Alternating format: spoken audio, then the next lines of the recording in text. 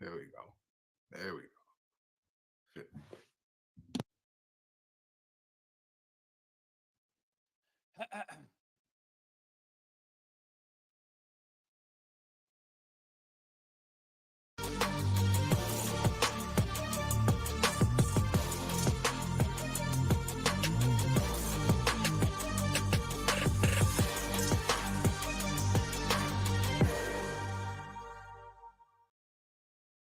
Happy Friday, everybody, and welcome into Locked On College Football Kickoff Live. That is Kenton Gibbs of Locked On ACC, Locked On Wolfpack, Alex Dono of Locked On Canes, Drake Toll with you from Locked On Big 12.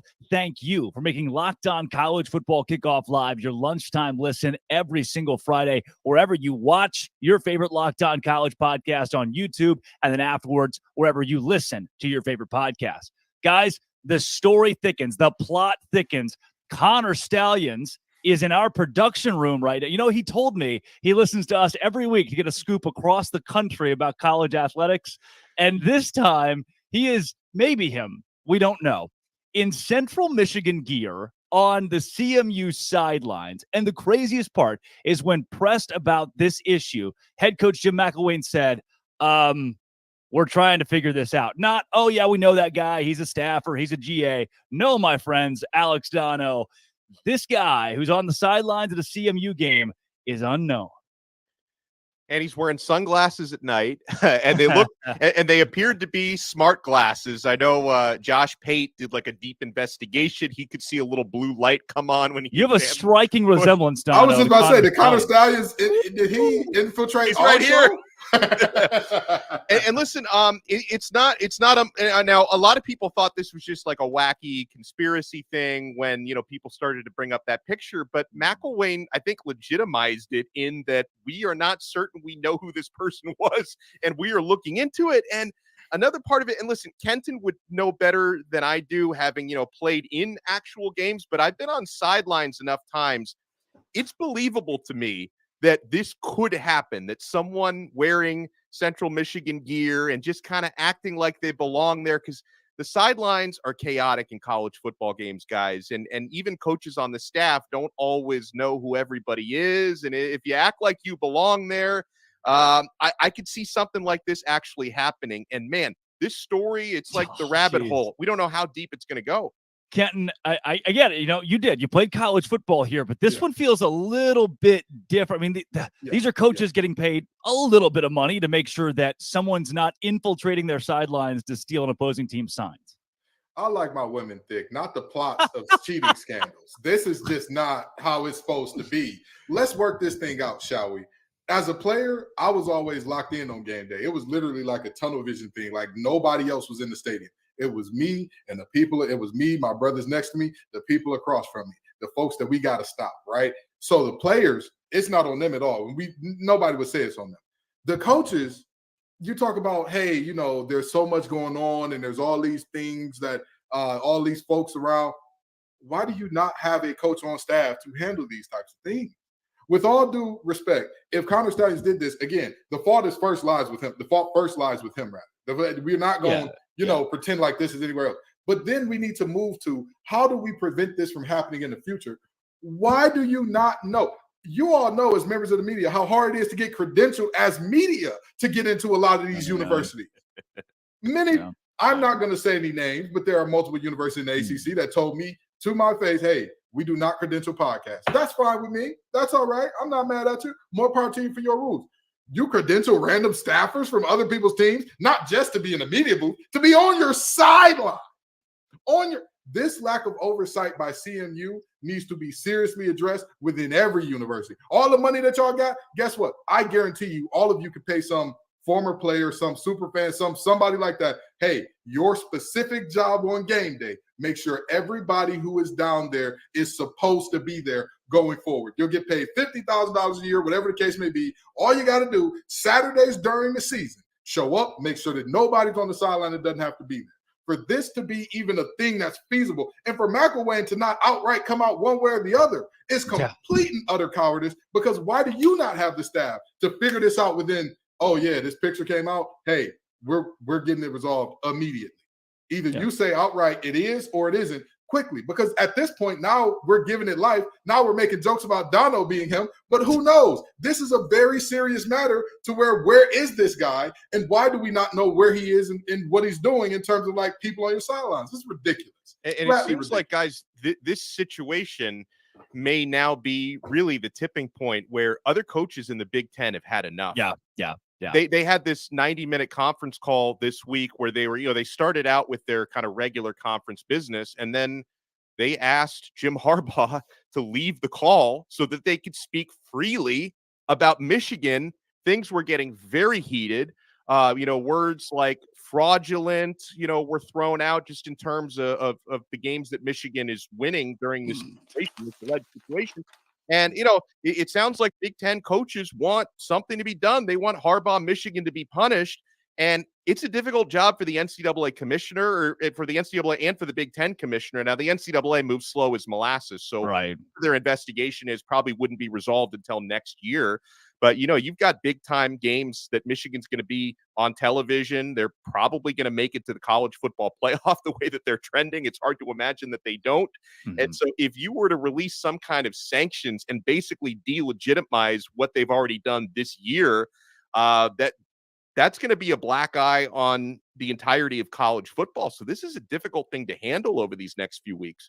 Yeah, we'll throw it out here too, Dono. I can only imagine what that meeting was like, where they all got in the Zoom call and said, hey, how's everybody's week? Where the elephant in the room is a massive sign-stealing scandal where they finally kicked Jim Harbaugh out of the meeting and figure it out. We'll see if sanctions come over the course of the next couple of weeks for Michigan or anything in season. But as for now, they might get off scot-free until at least next year. But let's turn our attention to the games this weekend, guys, from LSU and Alabama in a top 25 matchup to Oklahoma and Oklahoma State in the final bedlam, and Missouri going to Georgia. Dono, let's keep it with you here. LSU, Alabama is the one that I have circled as a game that could put LSU back in the conversation for even a college football playoff. If they win this game and run the table, which would include winning the SEC, if LSU can pull that off, you're not leaving them out of the playoff. Like there's definitely a path for them to get in as a 2-loss team. There's no question about it.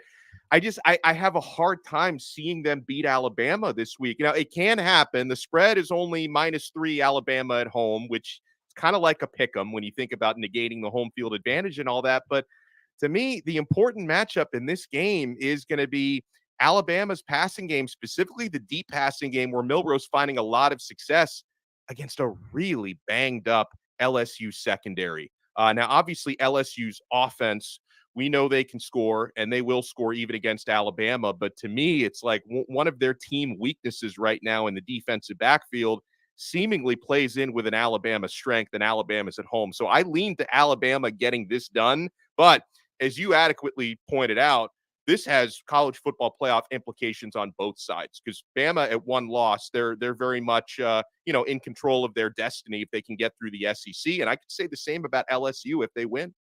And luckily, we have Chris Gordy here for our biggest game of the week. He's with Locked On SEC. Let's break it down now.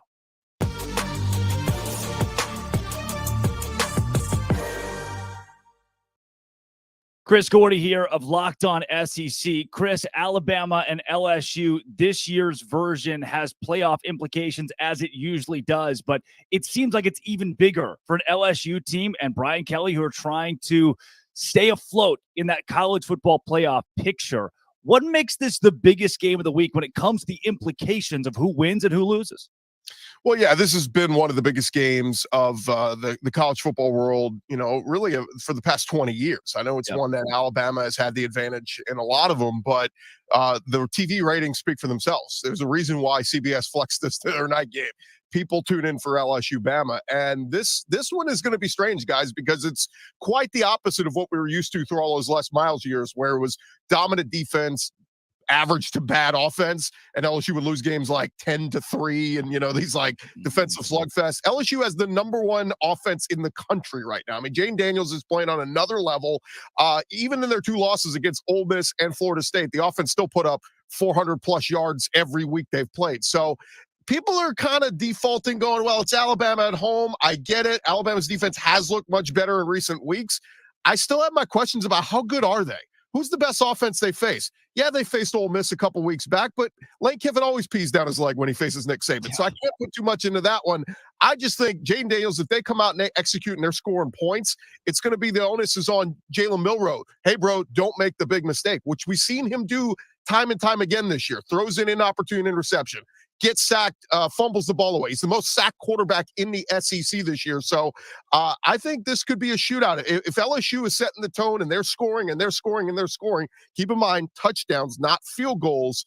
I think LSU is going to feel really good about their chances in this one. You know, if there's a bedwetting contest for big games, and you're talking about Lane Kiffin or Brian Kelly, you're going to need some rubber sheets, brother, because it's going to get ugly in there. But with that being said, what is it about this LSU team that we're talking about a potential 2-loss team in the SEC conference that's not potentially strong this year, that we're saying, hey, this team could make the playoff? What's the difference between this team and other 2-loss teams that we're seeing perhaps? Well, keep in mind, this game a year ago, Brian Kelly put on his big boy pants. He went toe-to-toe at Nick Saban and said, I'm not going to double overtime. I'm winning this thing right here, went for 2 and won it in Baton Rouge. So Brian Kelly, I think, likes these kind of games. It's the whole reason why he came to the SEC. He wants to play in these big moments, and I think they will rise to the occasion. The big difference, Kenton, is we're hearing all the rumblings about Jane Daniels. The DNA that he has this year, being that super senior, he's got that Joe Burrow-like attitude. Now, he's not Joe Burrow on the field. He's still very, very productive. But the whole thing with him coming in at 4 or 5 a.m. and looking at film, Brian Kelly goes to the facility after the Missouri game, turns on the lights. Jaden's the only one in the building, and he's already watching film. It's those things that are making Jaden Daniels the great quarterback that he is. And they're taking shots down the field. I mean, it's not just the number one offense. They are number one in passing attempts down the field, yards per pass attempt. I think it's 11.5 they average. They're taking deep shots. That's how Steve Sarkisian in Texas beat Alabama earlier this year. They kept the foot on the gas pedal. They kept chucking deep, and they said, this isn't enough to beat Alabama. We're not going to run the football and go, oh, this is good enough. We'll try to get out with the win. They kept the foot on the gas pedal. And the craziest stat, guys, to me, is remember that 2011 game of the century, Alabama-LSU was like 9-6? Yep. Since that game, these teams have played 12 times. In 10 of those games that Alabama has won, they've held LSU to 17 points or less. In the 2 games that LSU's won, they've scored more than 17. Newsflash, LSU ain't scoring 17 or less this weekend. They're scoring at least more than that. My line of demarcation is I think it's 30. If LSU gets to 30, can Jalen Milroe and that Bama offense get to 30? Look, LSU's defense is their weakness, so maybe they can, but LSU's goal is to make this a shootout. If you're Alabama, the goal is slow this game down, eat clock, keep getting first downs, running the ball, and let's try to get out of here with a close victory. So it's going to be fascinating. You've made a strong case for LSU, but are you going to go all the way? Are you predicting an LSU victory in Tuscaloosa? How do you think this plays out? It's nighttime in Tuscaloosa, Dono. It's so hard. It's so hard for me to get out of bad habits. Look, Sark in Texas already did it. We got to clear our minds of like dominant Nick Saban and Alabama. Some teams, some years they're just not as good, right? They played with fire. Ole Miss was in the game till the very end. A&M was in the game till the very end. So like they've played with fire here. They've pulled out close wins. They even held off Arkansas, who was coming back on them a couple weeks ago. So I just think if LSU executes, they don't turn the ball over. They take care of the football. LSU's got a great chance to win. But look, I'll predict LSU in the upset. I'll go 34-31 LSU in a shootout. But, man, first sign of mistake, if LSU is, 4th and inches and they go for it, they don't get it. That's what killed them week 1 against Florida State, where they only scored 24 points. They turned the ball over twice in the red zone because they couldn't execute. Those are the big moments that will matter for Alabama and LSU this weekend. Gordy, before we get you out of here, number 12, Missouri at number 2, Georgia. Week in and week out, we say this is the week Georgia's going to trip. They're going to face a challenge.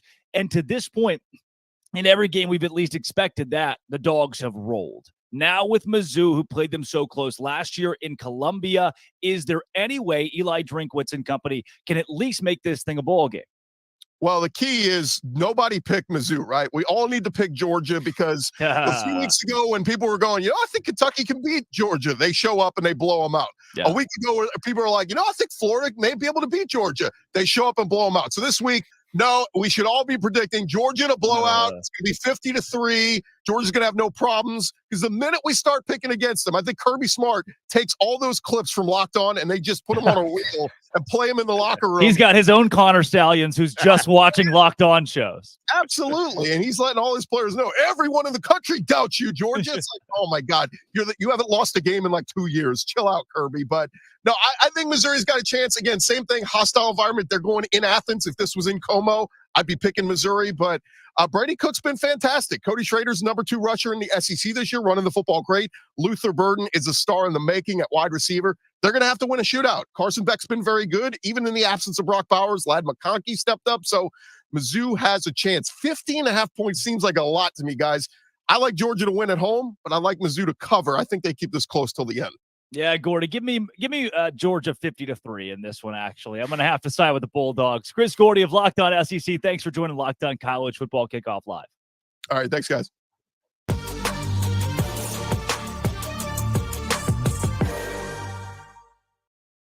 Guys, buying last-minute tickets does not have to be a frustrating experience. Not when you use Game Time.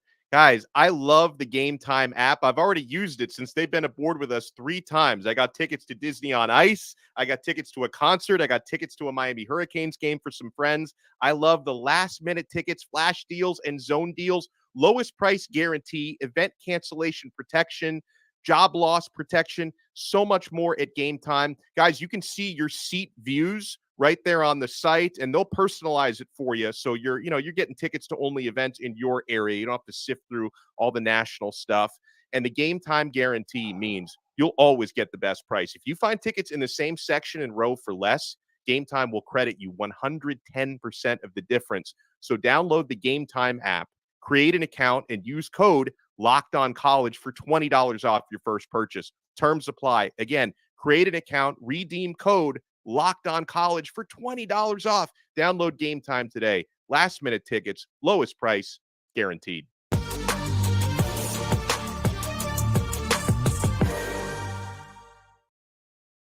It is that time of the week. Let's get into Sell Me Why. In a primetime matchup, the number 5 ranked Washington Huskies are 3-point favorites over the number 24 ranked USC Trojans. Here's Roman Tomasoff to tell you why the Huskies will cover the spread in that game.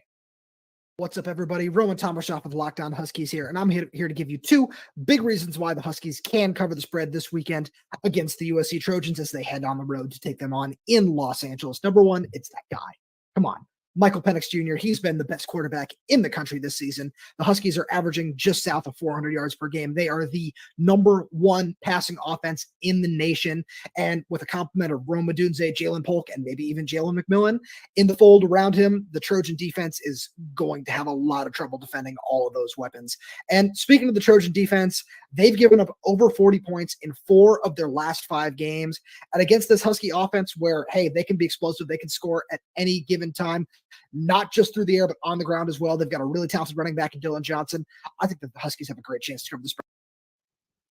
Now, Kenton, if you ask ESPN's FPI predictor, they'd tell you USC has a 54% chance to win this game. They should be the favorites. If you also asked ESPN's FPI predictor, they'd say Dono is the most attractive man in the world. So let's temper. So you're telling me they're really it's good. Pretty accurate. I was just about to say it's pretty accurate, man. You don't get too much better than the Italian ad guy. The Italian ad guy over there, right?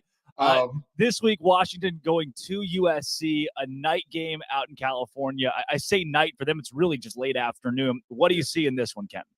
You know, I'm seeing a USC defense that couldn't get a stop if you made all their jerseys octagons instead of the red and yellow numbers that they have right now. The reality is that Washington defense not only can, but they will get stops when they need. I mean, let's just be very honest. There is a lot of air has come out of this USC team. There's talk of, should Caleb Williams shut it down and all that good stuff. Caleb Williams is in this post-game presser saying, what are you talking about bad game stretches? I played 1 bad game. Notre Dame got me. Other than that, I've been fine. This is a team where some of those fractures are starting to grow a little bit bigger, a little bit bigger, a little bit bigger. And Washington is going to easily come in and do what needs to be done. I think the USC will put up their points, absolutely. But let's just be honest. They cannot stop Penix, a guy who produced one of the biggest pause moments in all of college football thanks to Desmond Howard and big Penix energy. That is just, that's a guy that is not going to be stopped in this game. Dono, don't tug on Superman's cape. Don't pee into the wind and never bet the over on a 77-point over-under this week. That's the line for USC and Washington. Does a line like that, a shootout, does that favor the Huskies, who are favored by 3 on FanDuel, or does it favor the Trojans? The shootout favors the Huskies because I give them at least a slight edge, if not a bigger than slight edge defensively. But it's funny you say that about 76.5 because we were talking a little bit off air before you came on. And I'm not saying I would recommend doing this, but I might think about taking that over for a couple of reasons. Listen, USC was just involved in a game where the total hit 100. That's one. And then two is betting overs is a lot more fun. So if I were to bet under 76.5, I'm watching that game like rooting for punts, which is not what anybody wants to do in a game. You're right. Whereas if I take the over 76.5, I'm rooting for teams to get in the end zone. So it's up for entertainment purposes. I might even think about the over, or I'd stay away from it completely. I probably wouldn't actually bet money on the under there. But no, I agree with what Kenton was saying, and I disagree with that FPI. I guess they're batting 500 today because they were right about me. They were not right about USC having a 54% chance to win this game. Washington's going to win this game. Not only does the USC defense have trouble stopping anybody, anytime, anywhere, but they've also had their issues protecting their Heisman Trophy winning quarterback, Caleb Williams, as well. So I think Washington gets it done on the road. They probably win this game by a touchdown in a shootout, over 76.5 points scored. Let's go. Guys, we have not given a lot of love this season to the Maryland Terrapins, who started so hot, and maybe they didn't deserve a lot of love in the end because of the skid that they've been on. But this week, hosting Penn State, that dominant Nittany Lions team that Ohio State picked apart, what are the odds the Terrapins is 8.5-point underdogs at home they can cover? Here's Trey Moore of Locked On Terps to sell us why Maryland will cover.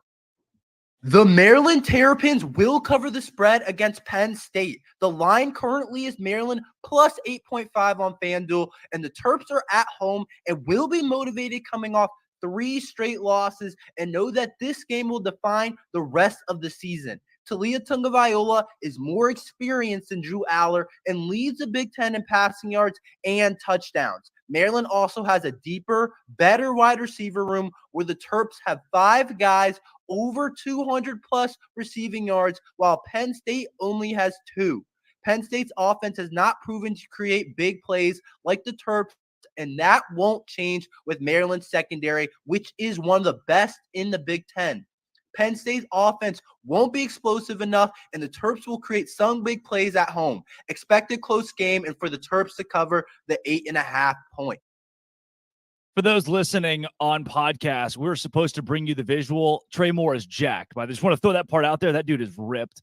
And he has maybe that enough. It's intimidating enough to sell me why on Maryland versus Penn State 8.5. But guys, this is a Maryland team that just lost to Northwestern. They lost to Illinois the week before. This is an all-time skid right here, Kenton. I don't know if I can buy that against a Penn State team that obviously is still pissed off. Give me my level 18 lock of the week against Coach Loxley. We're bringing it back. It's been too long. We shouldn't have left you without an 18 lock to step to. This is the reality. Penn State is going to dominate this game. Maryland doesn't have the horses in the stable. Defensively, they allowed Northwestern's biggest point total of the season. By the way, Northwestern has played Howard, the mighty Howard Bison. I love HBCUs just as much as the next man, but that shouldn't have been a thing. So with that in mind, Penn State rolls, if you will. They dominate, if you will.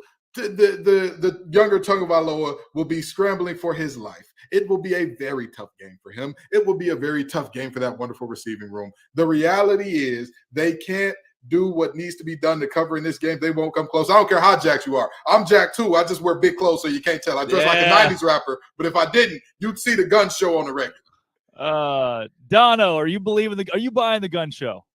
No, I don't see a path to Maryland covering here unless Aller just has like a hellish turnover left and right. You mean again? Game. Again, well, still, but it's not going to happen in this one though, guys. I mean, Penn State defense is way too good. Maryland just not potent enough. Penn State's going to win this game by 10 to 14 points. Yeah, guys, 4-4 Colorado Buffaloes. We are back. Come on. The Buffs at 500 this season. Remember, once upon a time, they were going to go to the college football playoff, and Dion had it all figured out. Well, this week, they have number 16 ranked Oregon State, and the Beavers are 13.5-point favorites, with the Buffs as 13.5-point underdogs to FanDuel. Here is Kevin Borba, our resident Sell Me Why expert, to sell us why again on the Colorado Buffaloes. When it comes to Colorado covering, it's a tough one. It's a toss-up. And here's the thing. I think they can cover. And there's one reason that stands out to me the most, and it should stand out to you guys. We all know that this Colorado team has a bad offensive line, and they can't run the ball. But this Oregon State defense has struggled against quarterbacks who could air it out. Both the games that they've lost this year, Washington State and Arizona, the two quarterbacks were having no issues airing the ball out, throwing it all over the yard. And that's exactly what this Colorado offense wants to do. They want Shedeur Sanders to take deep shots to Travis Hunter, Jimmy Horn, Xavier Weaver, Dylan Edwards, whoever it may be. They want him slinging the rock. This is the one opportunity that they'll have in this final stretch where they could just sling the rock freely. And even though this Oregon State team is pretty good, Colorado loves to throw the ball and they love to push defenses. And I don't think that this Oregon State secondary could keep up with these wide receivers from Boulder because they need to prove themselves. They need to bounce back. And I think this game could be one of the more pivotal games of the Colorado season because everybody's watching, everybody's counting on them to fail. And I think they know that if they lose this game, their season could be in jeopardy. So count on them to cover, count on Shedeur Sanders to be airing it all over the yard, and count on these receivers to have a massive day. Oh, boy. The once mighty Buffs, how the mighty have now fallen. Kenton, they've got Oregon State this week, who has been a machine this season, despite their loss at Arizona. They're one of the better teams in the Pac-12, facing I'm not sure there's anybody in that conference who's reeling more right now than the Buffs, who have lost now 4 of 5. Yeah, and here's the thing, right? I mean, I said it in the beginning of the season. I stand by it. This Colorado's team ceiling was about 6-6. Like they're on pace for that at 4-4. I don't think that this is where they get a win, but I do think that they cover. I believe the line is 13 or so. Yeah, 13.5 right there. Yeah, 13.5. I believe they cover that. I mean, yeah, they can't block anybody to they couldn't block their way out of a paper bag right now. They couldn't even block me on Twitter if I wanted them to. But the reality is Shedeur Sanders is really a special talent. Now, I know a lot of people are saying, oh, you're only saying that because he's a Sanders. Watch ball, okay? Watch ball and no ball. There were 2 separate camps on this team coming into the season. There were the ones that were saying, oh, they beat TCU, they're going to the playoff. And then there were the ones that were realistic and said, or actually 3 different. There were the ones that were being realistic and said, hey, this is a decent team. And the last one was the one that said, oh, they're terrible. They're going to win 3 games this season. So what did they beat TCU? That's 1 of 3 wins. The reality is they're somewhere in the middle. That middle group was right. This just ain't one of their wins, but this is one of their covers. Yeah. And Dono, for a team like Colorado that, albeit lost 4 games, but only one of them, I should say, by more than 13, they are in a good spot to at least cover 2 scores. Yeah, I mean, they're 4-3-1 against the spread this year, which it kind of tells you that the spreads have been pretty good for them because they're not really overperforming or underperforming in either direction. But the segment is called Sell Me Why. And honestly, I couldn't tell at first if Borba was trying to convince us or trying to convince himself that Colorado is good. I could sense a little bit of doubt there. Oh, my gosh, yeah. This Colorado team has taken some lumps. Like Kenton said, Oregon State's been on a roll. I think they're going to win and they're going to cover Oregon State. So I don't think they're going to blow them. I mean, I guess over 14 points. Some people would consider that a blowout. I wouldn't call that a blowout. I think they're going to just cover in this one. I think Colorado is going to fall short. Yeah, I can't imagine what life has been like for one Kevin Borba showing up to work every day. Another loss to Stanford this week for a Colorado team that I'm sure he had such high expectations for. But Dono, I want to leave it with you for a second to respond to what Kenton said on Colorado. We were having a conversation early on in Locked On College Football Kickoff Live about how Dion had transformed the game with the transfer portal. Do you still think that's the case here, or are other coaches going to look at this and temper how they use that transfer portal? No, I nobody else can do it like Dion, and I'm glad you gave me the opportunity to address this because people who have been every dayers or every weekers of Locked On College Football Kickoff Live probably remember me on show 1 saying that Colorado wouldn't win more than 2 games this year, and it took them only 3-4 weeks to get that done. So I was definitely wrong about that. Just the appeal, the universal appeal that Deion Sanders has, the way he carries himself, the way that he connects with these players. He is using the transfer portal in a way most coaches just cannot do. And also, Dion seems to have this ability to get everyone on the same page pretty quickly. We had this discussion week one, because always one of the things you worry about when your team is like 80% transfer portal when it comes to roster construction, how do you get everybody on the same page? I mean, there's two ways to do that. Number one would be you strictly recruit guys who you think are automatically going to fit the culture you want to establish. When you're bringing in that many transfers, it's hard to do that. So the other way is, as soon as they enter that building, they know the buck stops with Coach Prime. And I think he's done an admirable job setting a culture there. I'm not sure what the ceiling is for Colorado Buffaloes football. If in a couple years, Dion may decide, like, I may need to go somewhere else to kind of take my resume to the next level, or if he thinks he can make them a true national title contender, that I cannot answer. But I do think he is successfully turning the culture around there.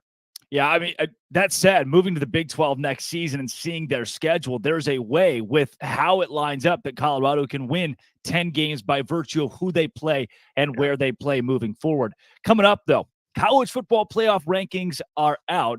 The Georgia Bulldogs are not number one. Let's break that down coming up next after this from Prize Picks.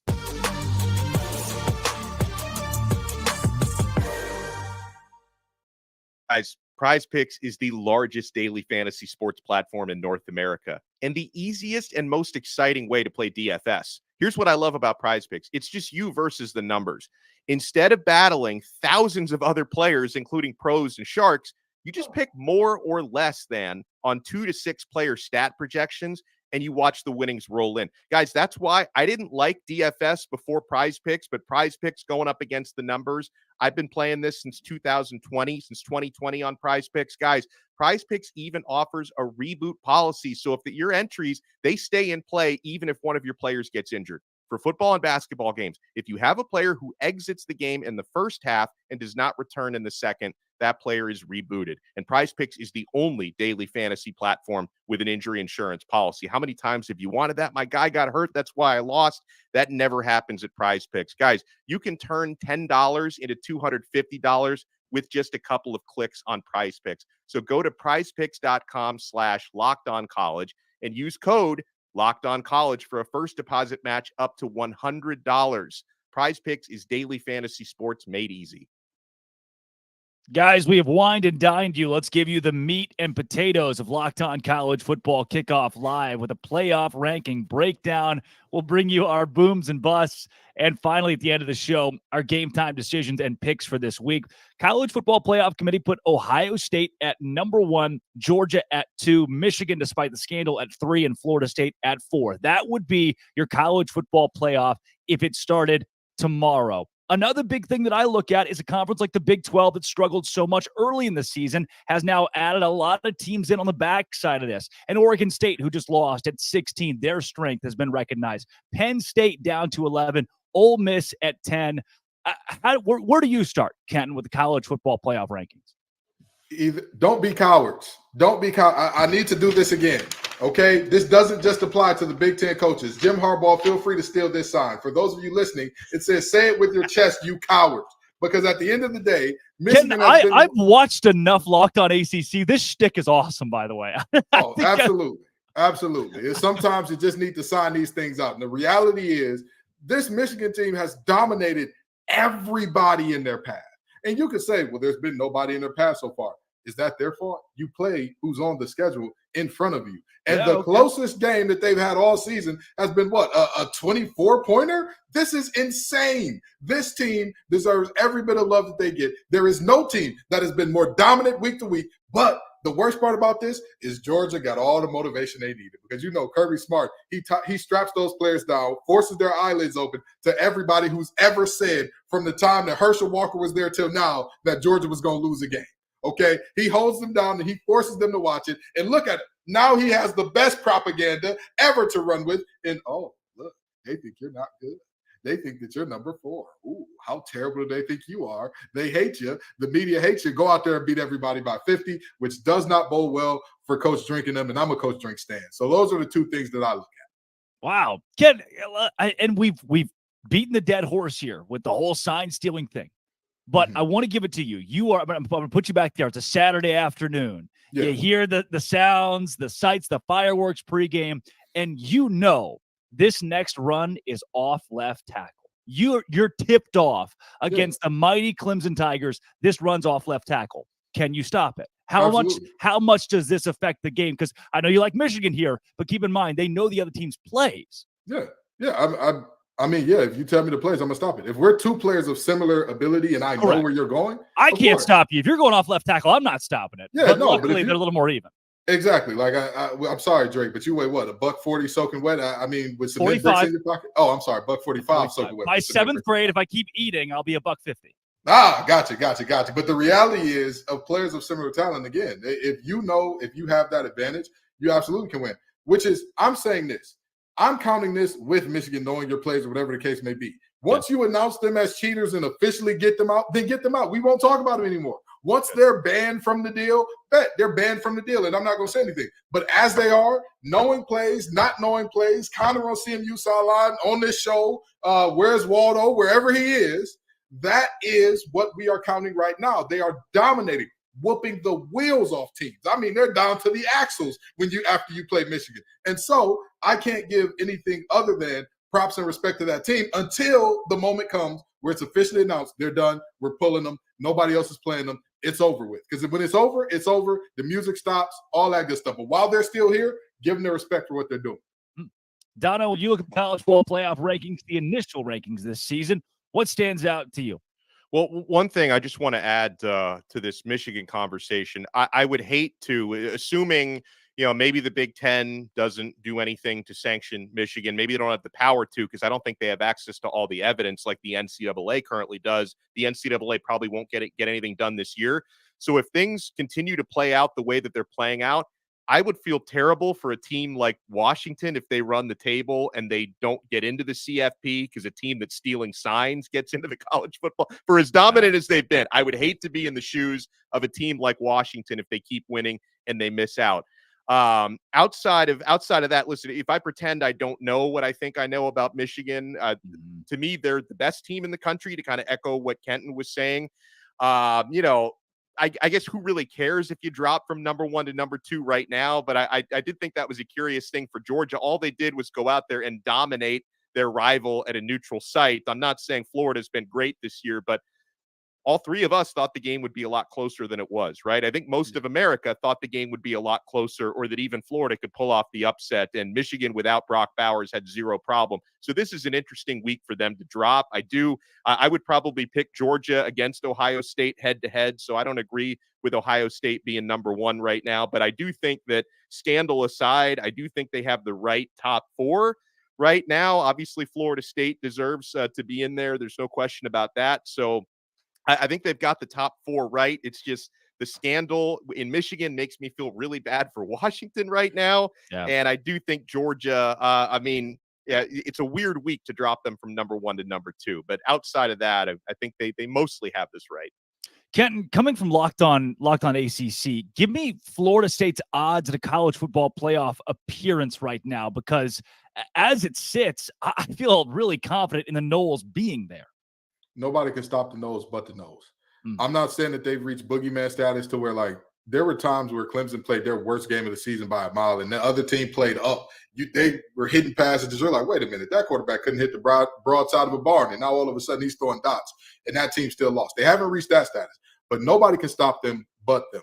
When you look at the rest of their schedule in terms of who they have in front of them, I'm sorry. If they play their best game and Miami plays their best game, Dono, I love you. You are the most attractive man in the world. I got to tell my old lady you got halitosis or something anytime we're in the same room. But the reality is very simple. Nobody on their schedule remaining, including whoever they see in the ACC championship, is good enough to beat them if both teams are playing near the same percentage of how good they are. So with that being said, this is about this team being mature enough to win out, to be, hey, week in and week out, we got to do it. Because I don't think that they're quite good enough to where they can have their worst game, somebody else has their best game, and they still win. If that's the case against Miami, they're not going to win that football game. That's the reality. Miami's good enough to beat them if they play their worst game. But if they're about playing at the same level, Florida State wins also. I think that I'd say at least 75, 80% odds that they make the playoff. Guys, let's turn our attention to our booms and busts from last week's games. I'll kick things off in the Big 12, where one team is not getting a lot of recognition despite rattling off win after win, and that's Oklahoma State, who now finds itself in the top 25, making for a huge bedlam matchup with Oklahoma this week. Ollie Gordon II ran for 271 yards and 2 touchdowns last week. He's become one of the most electric backs in the Big 12. To me, he is the best offensive player in the Big 12 right now. Listen to this. Last week ran for 271. The week before, on the road against West Virginia, Ollie Gordon ran for 282 and 4 touchdowns on just 29 carries. 29's a lot, but for 282, that's a 9.7 yard average for Ollie Gordon. The week before, 168. The week before that, 136. He is a monster tearing through defenses. And I don't know. I know we'll get into this with game time decisions later. I don't know how Oklahoma can stop it after the way Kansas ran the football to beat the Sooners last week. My boom this week, the Oklahoma State Cowboys. Dono, let's take it over to you. Well, my bust, and this one's going to be near and dear to Kenton's heart. I hope he didn't steal this one, but the North Carolina Tar Heels. What? It was coming. It was coming. It was on Kenton's list for sure. So it's like, obviously, I can't criticize someone for losing to Georgia Tech because it happened to Miami earlier this year. However, Miami really beat themselves in that game, and Miami's defense did a pretty good job there. Georgia Tech against 17th ranked at the time North Carolina, they put up more than 600 yards of total offense. Like, how does that happen? 635 yards of total offense. Inject this into my veins. 348 rushing yards against the Tar Heels. And that's Georgia. Georgia Tech is they're not as bad as we thought they were the first few weeks of the year. Georgia Tech is not a good football team. And that's 2 straight losses for UNC because they found a way to lose to also not a very good Virginia team. So they were 6-0. You thought, hey, UNC could be maybe a sleeper for college football playoff, maybe a sleeper to give Florida State a challenge in the ACC. They have gone completely backwards. And yeah, I know you guys, I'm positive. I don't usually come out first with bus, but my boom, I already talked about them a little bit, but I go Georgia. Like I was super impressed. I know, Florida, we were talking off air with Brandon from Locked On Gators before the show. He was pretty disappointed with some of the coaching and execution on the Florida side. No question, he's right about that. But I also have to give Georgia a ton of credit in that rivalry game. People thought it was going to be close. Carson Beck goes off. They beat Florida by 23 points. I was impressed by that. That's my boom. Yeah. Kenton, before we get to your boom or bust, I'm going to need you to give me just a little rant about North Carolina to scratch that itch. First of all, inject that into my veins and don't dilute it. Don't put any water in there. Don't put any syrup in there. Just give it to me pure. Give me that 100%, Dono. But now, with that being said, wow, what a time. What a time. What a just want to thank God. Just want to hello. Touch the grass, smell the roses.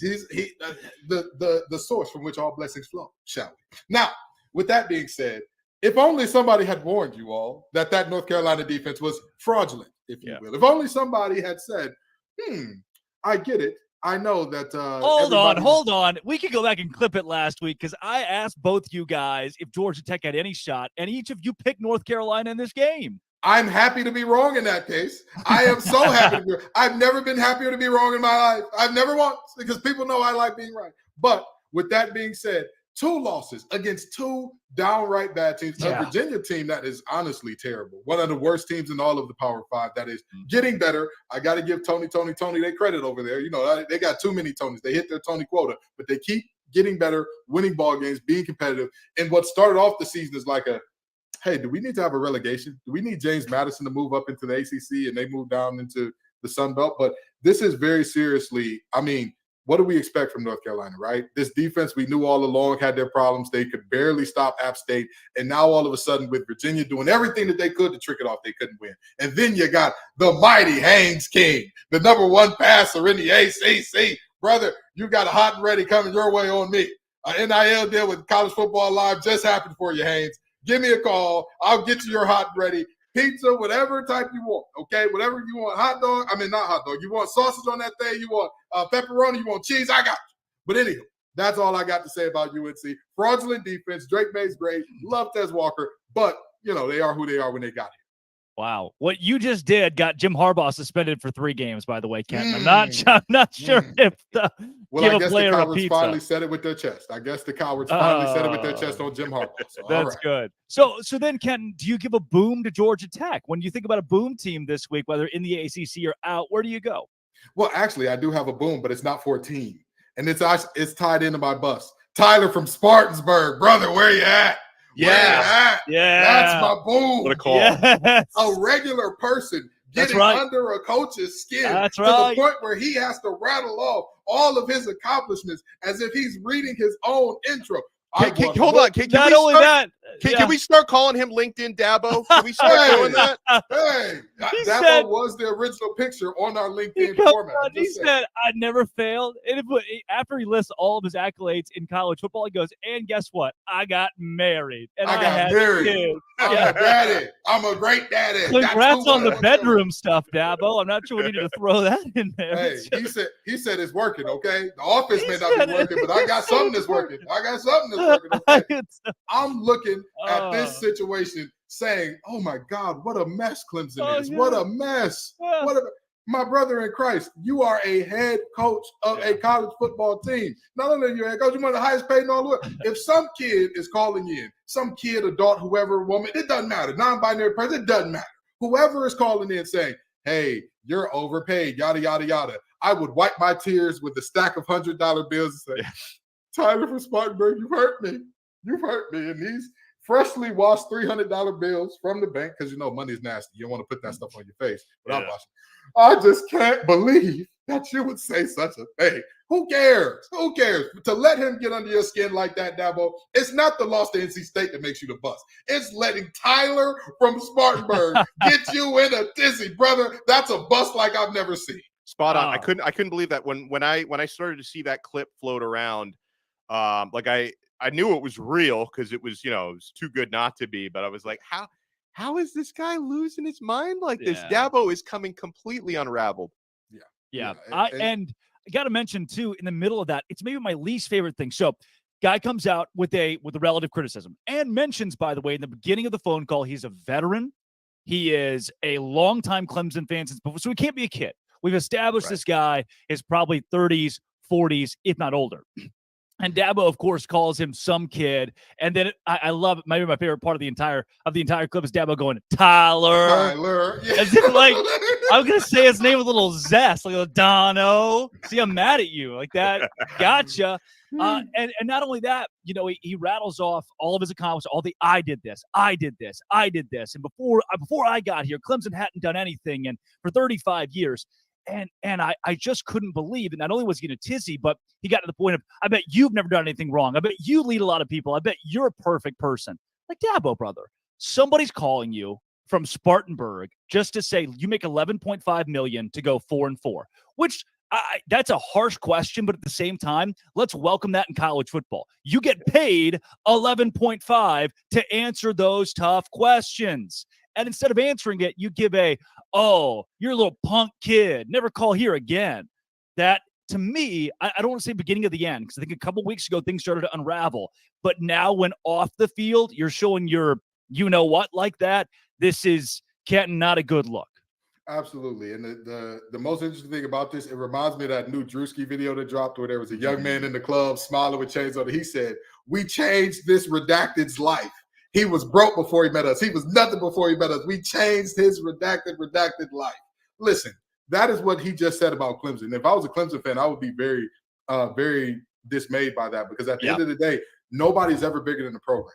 Mm-hmm. I've said this on Locked On Wolfpack about Doran. I've said it about Keats. I've said it about MJ Morris. I've said it about DJ Burns. I've said it about any player that you can think of, any coach that you can think of. Nobody, including me, including Grayson. None of us are more important than the program. So if you believe that, hey, I gave all this to the program and all this didn't happen. Well, last time I checked, you weren't out there catching the football. I think that was DeAndre Hopkins. I think that was Mike Williams. You weren't out there throwing the ball. I think that was Taj Boyd. I think that was Deshaun Watson. I think that was Trevor Lawrence. So for you to step in and say, I, me, when you're the coach who said multiple times, our culture is not about I and me. Our culture is about humility. This program is made in God's name, image, and likeness. Mm-hmm. Well, I, me ain't really too much of a thing in the good book. You know what I mean? I may have read it a time or two, and I think that that's a thing. But I'm going to chill on Dabo now. I'm going to chill on Yeah, Dabo. yeah. And Well- now I've got to talk to my boom, and I hate to bring this back. I hate to keep doing this, but Ohio State. All right. They're my boom. And let me tell you why. A lot of Ohio State fans, and it's a lot that are online and making this Michigan thing a very big deal. But there are guys from Ohio State like Maurice Claret and others who are like, hey, there is something at play here that is bigger than what we think. And they're handling this with a level of maturity that I am honestly surprised by, because I grew up with the Michigan and Ohio State rivalry. Yeah. I know how nasty it gets. I've seen it firsthand on both sides of it. I've gone to the Horseshoe and every M in the city is blocked out and all that good stuff. I have seen this. And so I'm not going to lie and say every Ohio State fan has been mature and great about this thing, but they're performing well on the field. They're the number one team in the nation.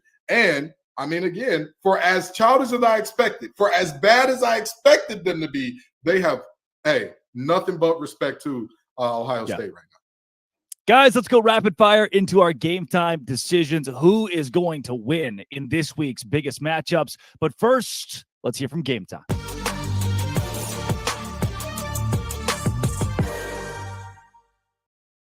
Allow Game Time to enhance your ticket buying experience.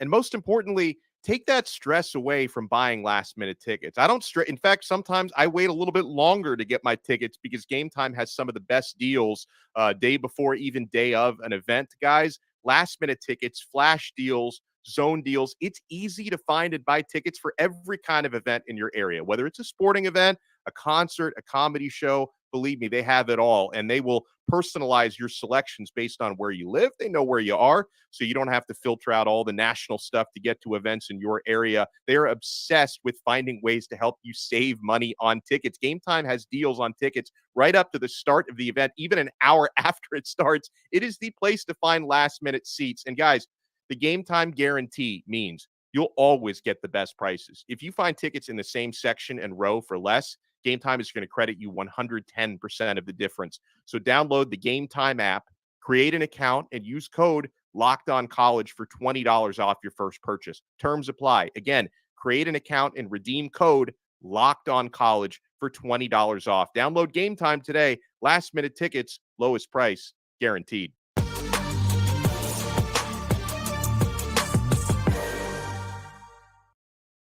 It's Game Time Decisions, sponsored by the Game Time app. Fellas, let's go rapid fire through college football this week. Kansas State and Texas. Fox big noon kickoff at 11 a.m. Central Time, 12 Eastern. The Longhorns, the Wildcats. Kenton, who you going with? Give me Texas over the Cats in a close one. Dono? Yeah, I would agree as well. I think Malik Murphy can do enough. Texas is the better team. I've got the Longhorns. Not only does Kansas State have a better quarterback, they have two better quarterbacks since they've instituted not just Will Howard, but also Avery Johnson, the dual threat QB with DJ Giddens at running back. I'm going to go with Kansas State in a tight upset this week. They carry momentum into Arlington. They were my preseason pick to win the Big 12. And I think they find a way to get it done against a Texas team that's shown a couple of holes, both against Oklahoma and Houston. Let's move from the Big 12 to the SEC, but keep you in the noon slot for the weekend. Texas A&M at Ole Miss, Dono. Ooh, I'm going with Ole Miss. It's a tough one for me because I've seen Texas A&M have some big performances, but Ole Miss is the better team. I'm going with the Rebels. Kenton, for me, I have to go Ole Miss here, despite thinking Texas A&M is the more physical team. They're a little bit bigger, faster, stronger, but home game in the SEC. Lane Kiffin finds a way in an 11 a.m. to get it done, but take the under of 53.5. This becomes a bit of a snoozer. The Rebs get it done late. Where do you go here? My sources are telling me that David Locke has reached out to Jimbo Fisher to be a part of this deal multiple times. And I'm going to quote Travis Scott here. Pick up the phone, baby. I know you're home, baby, because listen, Jimbo, you're going to be at home pretty soon sitting on the couch. Give me Ole Miss in this one. I think they roll. Locked on ACC's Kenton Gibbs, Notre Dame at Clemson, another noon game. Oh, Clemson is broken right now. And, the question is, which would break first, their bodies or their spirit? It was very clearly their spirit with Tyler from Spartanburg absolutely taking Dabo to the cleaners. And Notre Dame will take Clemson to the cleaners. As Notre Dame is kind of the team that broke Clemson to begin with. Yeah. And they're not going to get fixed in this game. Notre Dame rolls. Dono, a 3-point line here, a rat line. Notre Dame not favored by much. They should be favored by more. They should be favored by 6. Clemson, listen, they still have talent. Now, Notre Dame, physical team, I think they can punish Clemson in a lot of ways. But with Clemson, they've got talent on both sides of the football, but they're one of the worst when it comes to self-inflicted wounds. They are terrible in the red zone. I know for most teams, you get inside the 20-yard line, you're getting excited. Clemson fans start to sweat when you get inside the 20. That's when the fumbles and the interceptions start happening. And, when that happens in the first couple games of the year, you could say, okay, maybe it's kind of a fluky thing. But when you have those patterns over 8 games in a season, that just becomes who you are. Notre Dame's going to win this game by more than 3 points. We have seen a pattern of Clemson leading games late or being close in games late and not being able to finish. But I'm going to go with the Tigers this week. This feels like one of those games where Dabo gets the best of somebody on a fluke deal and then comes out and just owns the media the next week with, guess what you said? And you said we suck. And you said we suck. We canceled out the noise. And we won. This just feels like one of those games where God says, hey, Dabo, here's a bone. I'm taking Clemson in this matchup. 2:30 on ABC, Oklahoma at Oklahoma State, the final Bedlam game. Ollie Gordon II, I told you about him. And that's why I think Oklahoma State, riding a win streak of 4 games in Big 12 play, finds a way against OU and has the eternal scoreboard forever over the Sooners, despite many people siding with Oklahoma, Ken.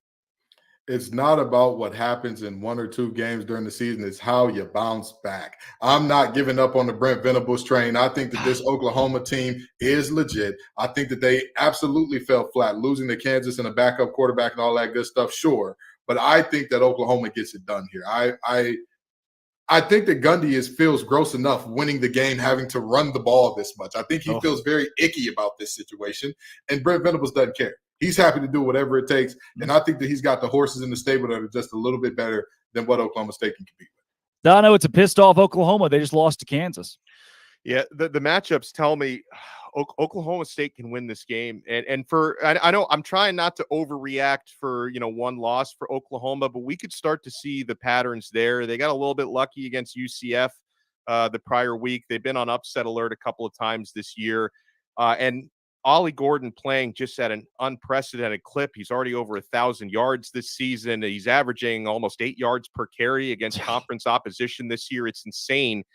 His strength and Oklahoma State's strength seem to kind of directly coincide with an Oklahoma weakness. So I don't think I'm going to bet on this game, but if I'm just going to give you a pick, I'm going to be tuned into that game thinking Oklahoma State can pull it off. This has been, for as fun as Bedlam is, and it's sad that this is the last edition of it, as fun as Bedlam is, that's been a very, very one-sided rivalry in Oklahoma's favor. But I think Oklahoma State gets one on the win column to close this rivalry out.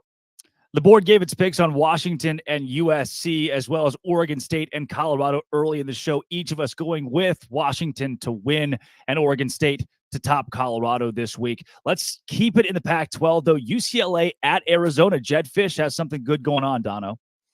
Yeah, I'm going to go with UCLA to win this game.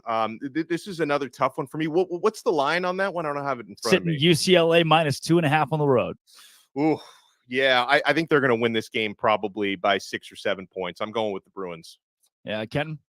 I'm pretty sure the Bruins benched Dante Moore. Am I correct about that? They did last week. Yeah, I'm going with the Bruins now.